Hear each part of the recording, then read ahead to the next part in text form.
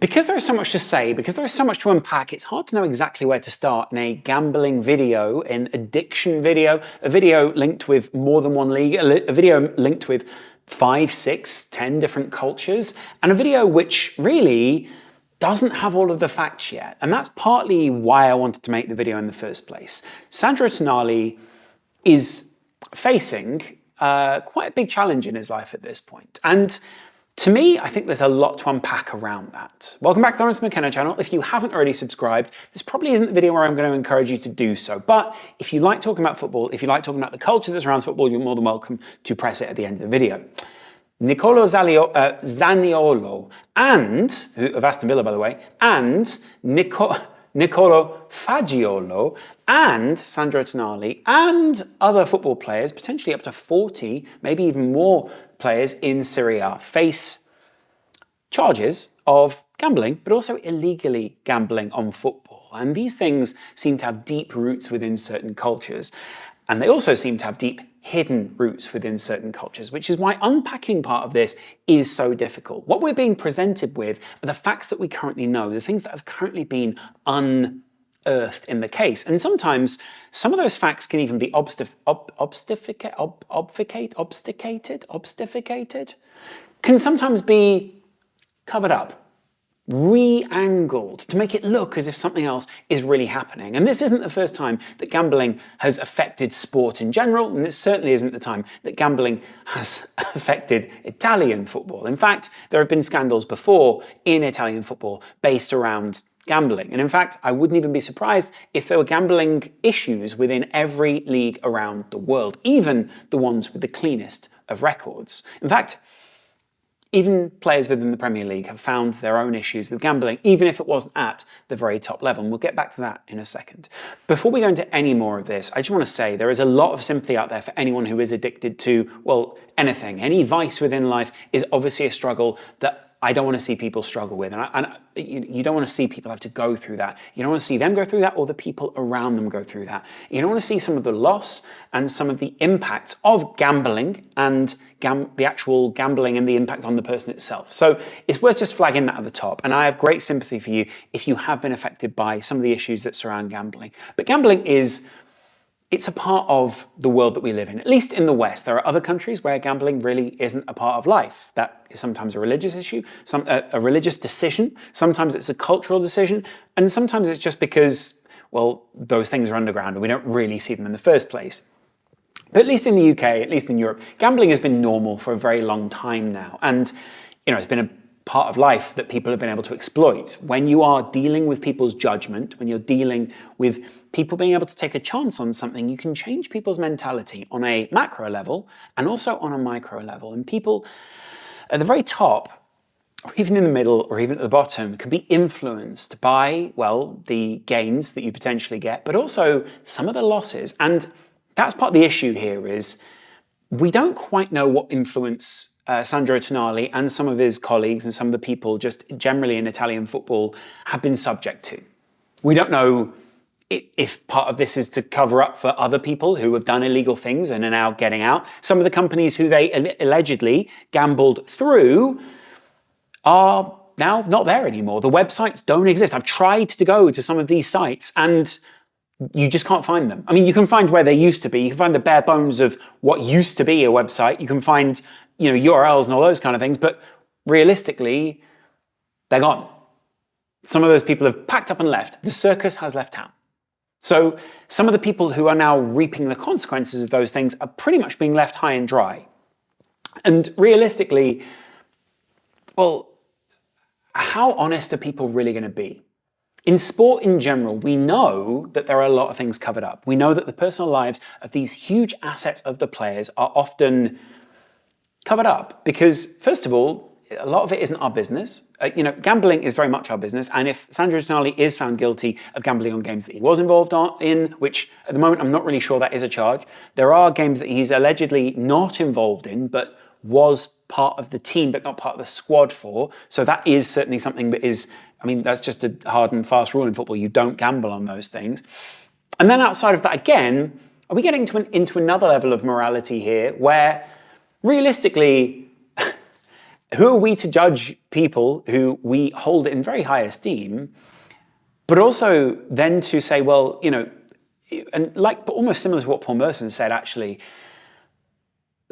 who are we to judge them and then damn them and put them to the periphery of the game? I get it, like these people have done something which is inherently bad. Gambling and potentially losing people money, potentially already and maybe influencing the outcome of a game just purely based on the fact that you have gambled on it. Maybe one of your teammates knows, maybe one of your teammates doesn't know. By the way, in most societies, if you know about a crime, you need to report it. And that is obviously a lot of players are subject to that in Italy. Apparently, part of the reason that this came out is obviously because I think Fagiolo of Juve, by the way, a huge institution, was subject to basically pressure. If you do tell us these things, then we will go easier on you. And that has actually reduced some of the implications on him. And obviously it's helped bring out a whole load of other people who are involved in this. This pyramid of gambling goes a lot deeper than we actually know it does.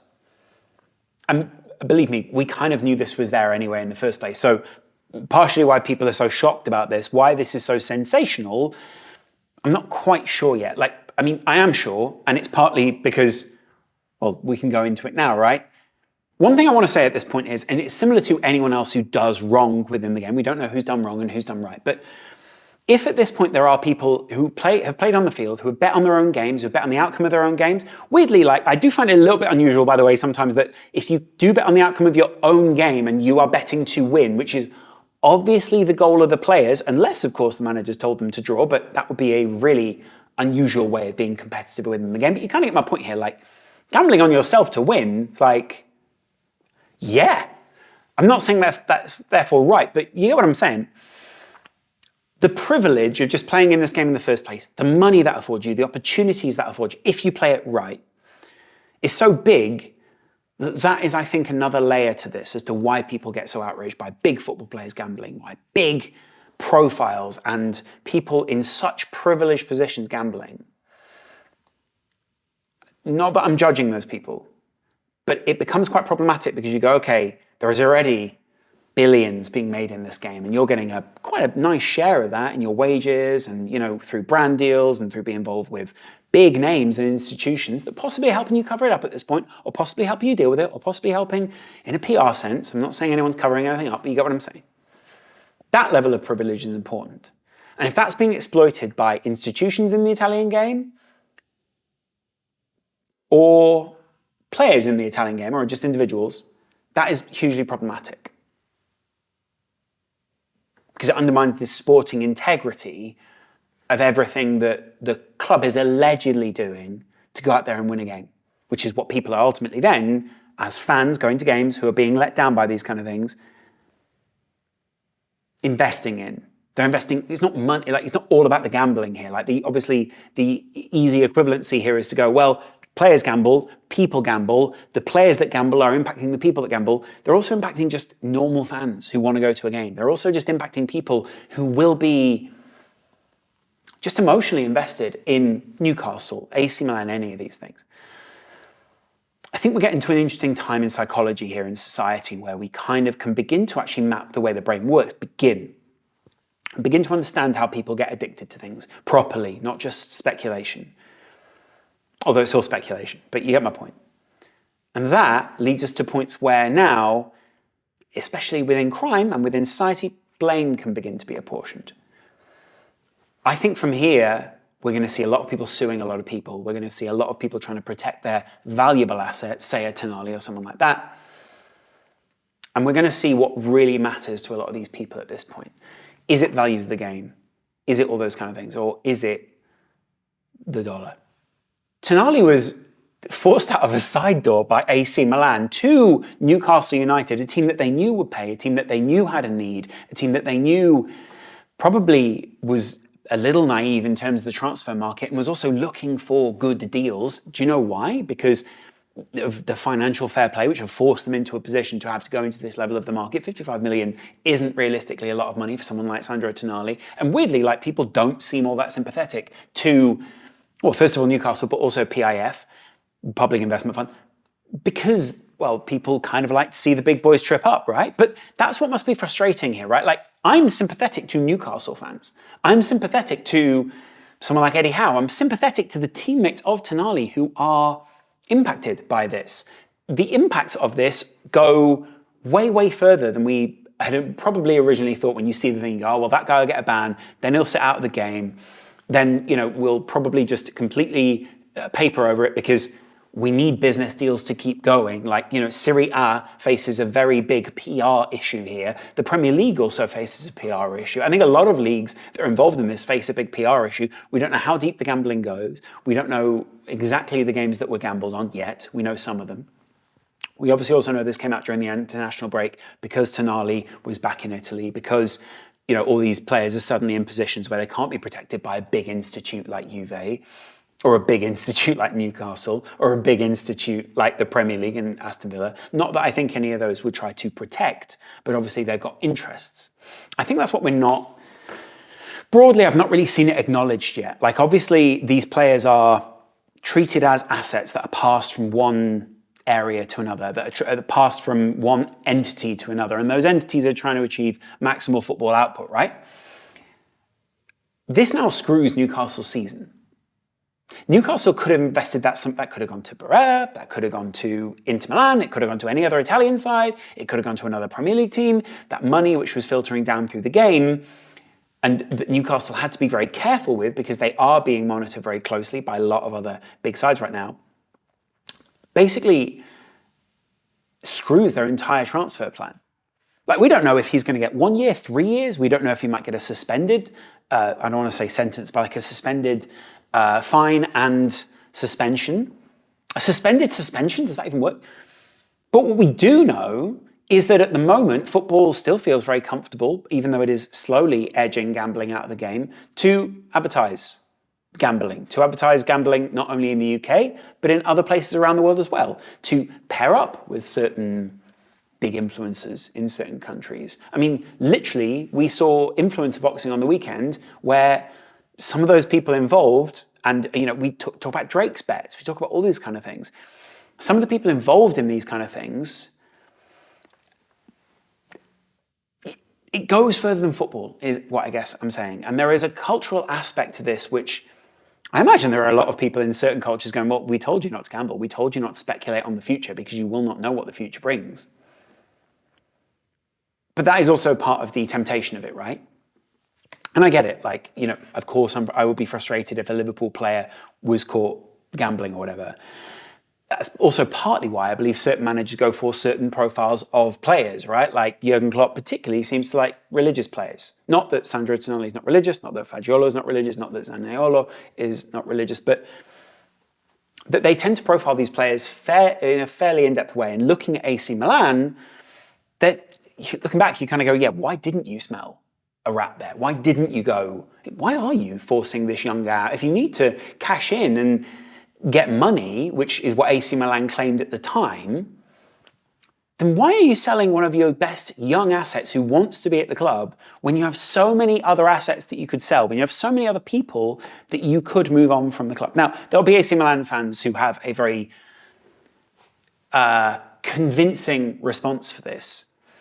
But let's face it, like, if Tonali's in trouble, if all these other guys, if Fagiolo's in trouble, if agents knew about these things, which some of these agents have been found to be gambling on the side, on illegal sites and all those kind of things, then those very same people will have their own interest in covering this up. Certain clubs that may have known about this will have their own interest in covering this up. This will go to legal proceedings for Milan, for Newcastle, for Juve, for Aston Villa, for all of these people who have been sold players, who have bought players, who were maybe sold a player without having things highlighted.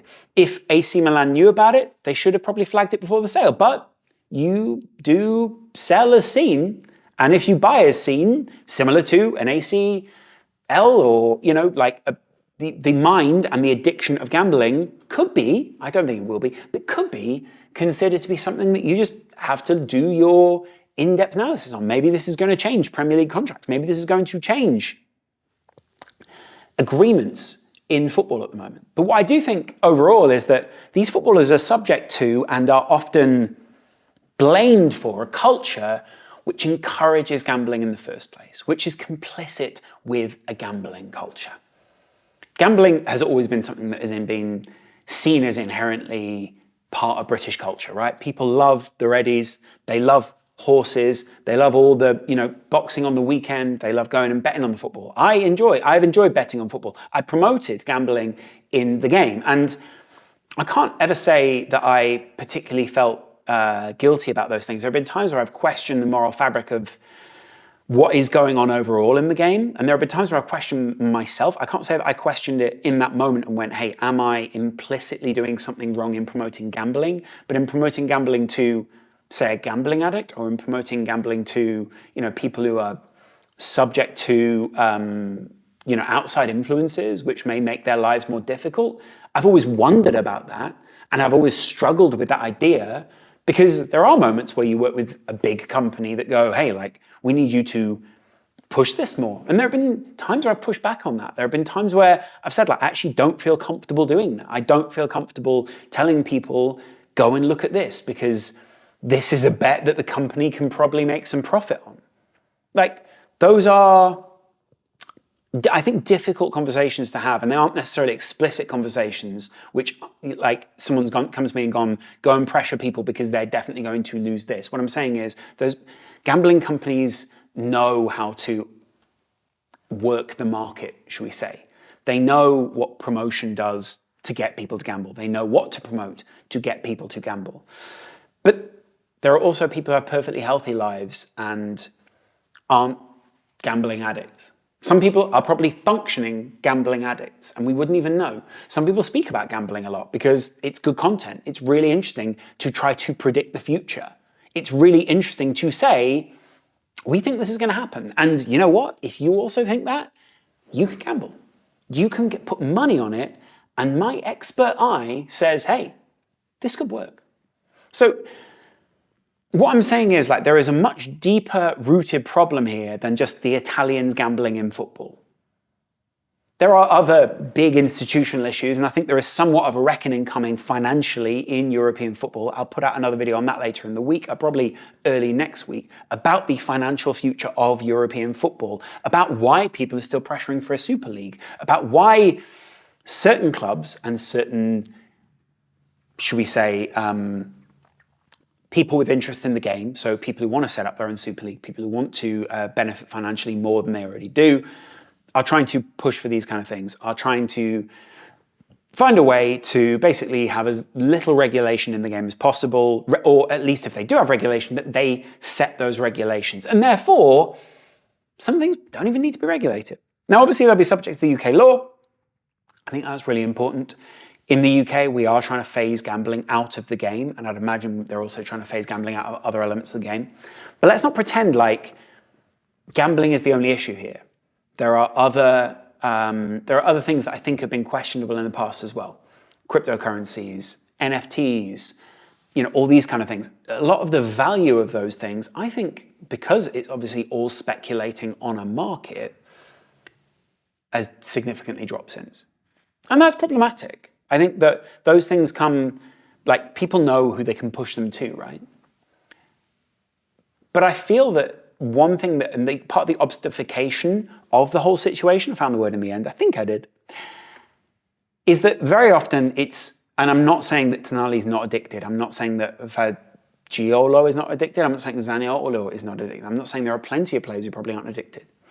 But the correlation of addiction and these very specific bets, these very specific cultures, the normalization of gambling, the comfort within which these players probably gambled, and also the pressure that they were probably under to gamble, because those people are the biggest sources of money in the game. They are the biggest easy sources of money in the game. To pressure one person rather than an organization, all these kind of things, is much easier, makes it difficult to address. I have incredible sympathy for anyone who's addicted to gambling. That doesn't mean that I cannot say that person has done something wrong or has done something which impacts many more people than just that person. And it undermines the fabric of the game to say that gambling has not had a negative impact on Tonali, possibly multiple huge Italian teams, possibly the outcome of games that other people were betting on and therefore has prejudiced those games, but we'll probably never know about those things because, well, of course there are secret ways to get around these things. Of course, if a website's gone, the likelihood is that all the records of all the gambling, of all the money that went to wherever is also gone. People have systems to try to cover these things up. What I'm saying is, we can be as sympathetic as we want towards Tonali. And I think part of the sympathy comes from the fact that his agent seems to have got ahead of this and put out a statement around him, beating his biggest game right now, his biggest match is his addiction to gambling. The PR has begun today. The PR has begun around that. Now, I'm not going to condemn that. I think that's unusual. But at the same time, I think it's difficult not to judge some of the PR moves that some of these guys are making. And maybe feel sorry for people like Ivan Toney, who have obviously suffered from similar issues. The implications of his gambling was very different to the implications of Tonali's gambling and the other players. Though gambling is gambling, there are still grades to that, there are still levels to that, there's still how much money is being put on those things. There are still, if you're gambling on AC Milan, that's very different to gambling at a level where it's very unlikely that people are going to gamble on the outcome of your game. Like Milan would be a whole gambling market within itself. Some of Ivan Toney's things will be games that people barely even knew about. That doesn't mean it's any less, but you get what I'm saying, right? It's the scale of this. The industrial level of gambling in football in the first place is problematic. Does that mean that I would shy away from promoting it? I think I've always thought twice about that. There have been times where I've turned down gambling deals. There have been times where I've not wanted to be involved in certain kinds of promotions or only promoting certain kinds of gambling. I feel like there is a responsible side to gambling. There is an irresponsible side to gambling. If you're one of those people who takes a holiday to Vegas every year, are you a functioning gambling addict or are you whatever? If you're a poker player, are you a functioning gambling addict? Or do you get what I'm saying here? Like, where's the line? How does the conversation continue? Do we understand the brain enough to be able to say, like, hey, this person is addicted? Like, can we actually test addiction? Should we be testing people like Tonali? Should we be psychologically profiling some of these people to say, like, well, are you actually addicted? Are you actually a gambling addict? Or are you just saying that, and I'm not saying he is, to get away with the fact that you did something which is really problematic? And potentially, if you don't have the addiction, wind you up in even more trouble because you then seem like a conscious actor, which is unusual because saying that addiction is the only thing that could impact Tonali here and not pressure from Italian criminals, pressure from his agent, pressure from institutions, pressure from some of the other players around him, the normalization of some of these kinds of cultures is really weird, right? Thinking that only gambling is the thing and the addiction to it is the thing, I think that's what I find unusual here. We know that secret things happen in football. We know that like players and clubs and teams cover things up because they can go on to win, because they can, guess what? If the benefit is there and people can cover it up, there is a psychological impact on those people that says they will do it. I mean that everyone will do it. And I think questioning people's moral fabric, questioning people's character feels unfair to me. This guy is still in his early 20s. Fagiolo the same, Zaniolo the same, plenty of other players who have been found to be subject to these things also the same. I think there was an Iranian player that's also involved. I think plays for Roma. Some of these people are away from home. They're in environments where they don't feel comfortable. They talk about borrowing big sums from other people. They talk about, the pressure they felt from other people. So I guess what I'm trying to say is this isn't about the news. This isn't about the judgment of those things. Gambling in the industry and promotion of that is diminishing. But there is a hypocrisy to having a big gambling logo across the front of some people's shirts for years and then saying, hey, don't do it, but promote it. Hey, don't do it, but, And I get it, there's a massive industry around it. And I'm not saying, therefore, we stop gambling in every country. It is growing massively in America. It's something that people are making loads of money out of.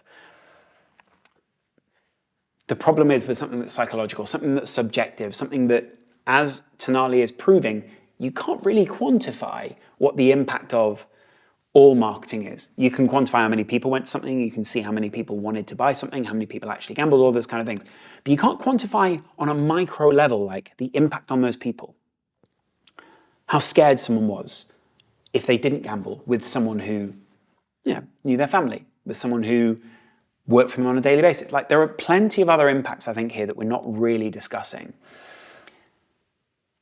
And I think the fact that the biggest interest, similar to the Super League, similar to all these things, is for the Premier League and for Serie A, is not the well-being of the players, but the preservation of the league.